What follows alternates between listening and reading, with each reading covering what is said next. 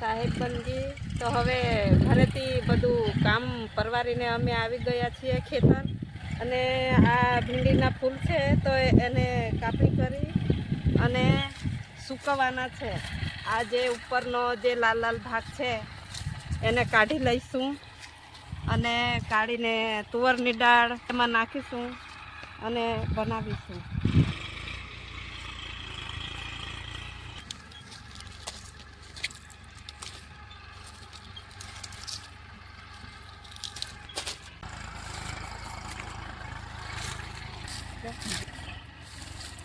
જો આ ખાટી ભીંડીના ફૂલ છે તો એને આ રીતના તોડી લેવાનું આવે છે અને જે આ ભાગ છે એમાંથી બી નીકળશે અને આ ભાગને તોડી અને સૂકવણી કરી અને તુવરની દાળમાં અડદની ગમે તેની દાળમાં નાખીશું તો એનો ટેસ્ટ સરસ લાગશે અને બહુ સરસ ખાટું ખાટું શાક લાગે છે.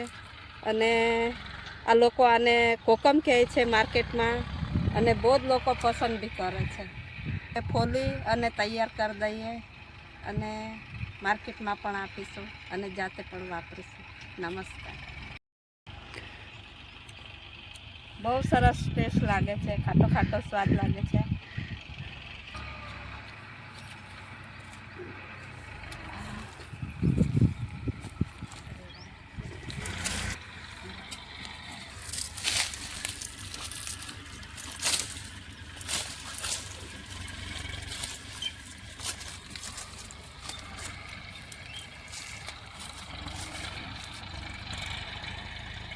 બહુ સરસ ટેસ્ટ લાગે છે, લોકોને પસંદ આવશે ખાસ.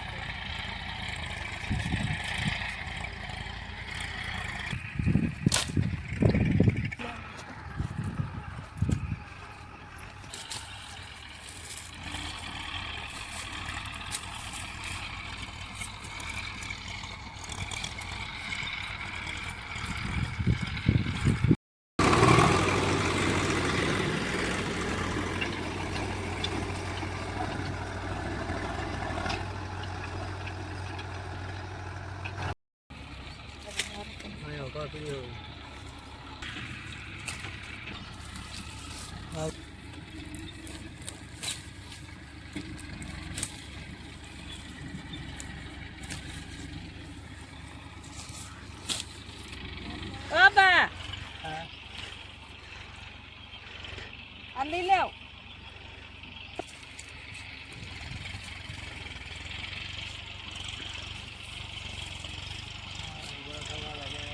હવે લઈ લેવ સાલો પછી ને રોજ રોજ કાપીને એ કરજો.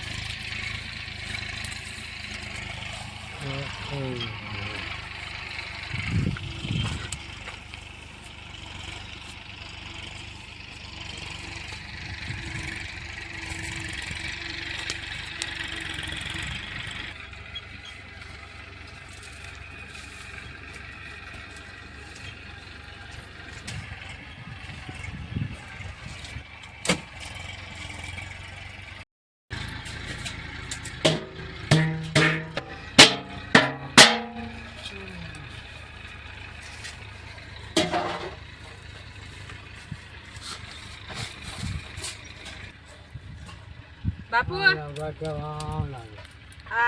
આની મય ફૂલાના આયા મેમ યા કસાને બીજા ટગારામ ઓ બા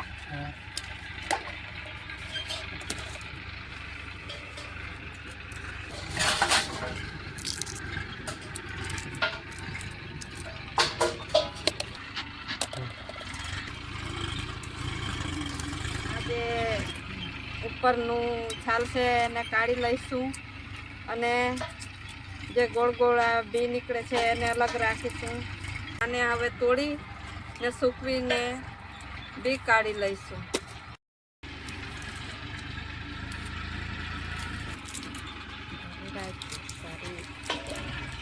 બાપુ ઓ બા ગદ્દાર બિયારણ આપણે કાઢવાનું હાકે.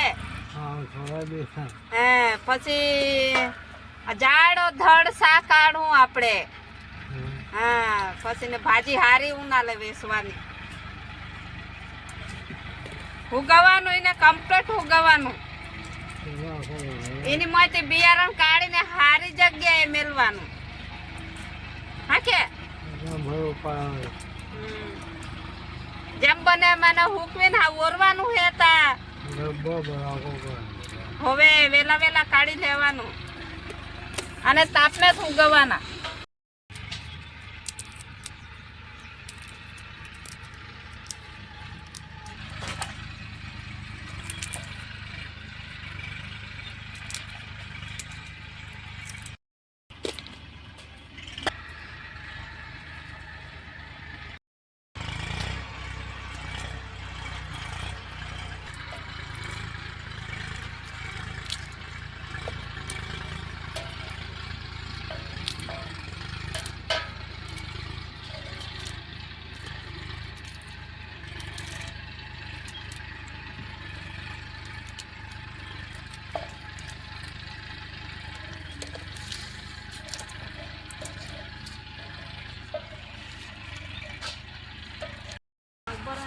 પાણી લેતી આવું.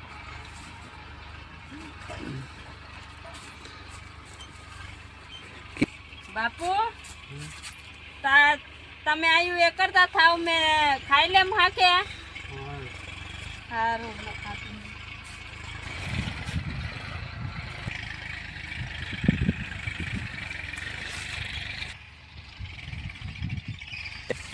ચાલો હવે હું જમી લઉં. જુવારના રોટલા, સોયાબીનનું શાક છે.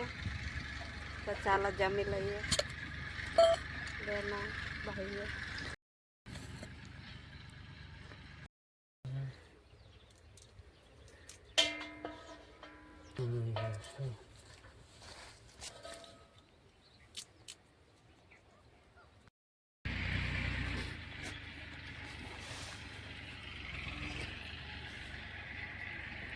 હવે હું જમી લીધું છે અને થોડું તુવર વણવાની છે ઘરે શાક બનાવવા માટે. થોડીક તુવર વણી લઈએ. ચાલો ત્યારે તુવર વણી લઈએ.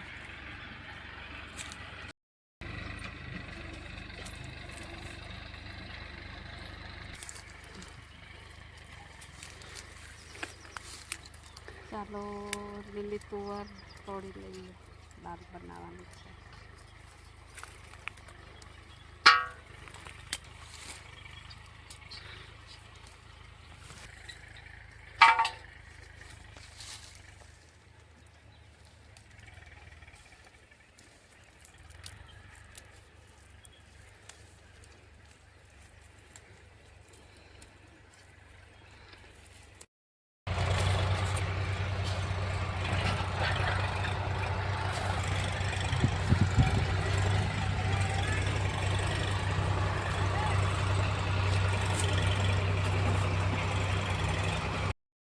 આ શાક પણ તોડી લીધું છે અને હવે ઘરે જવાનો ટાઈમ થઈ ગયો છે.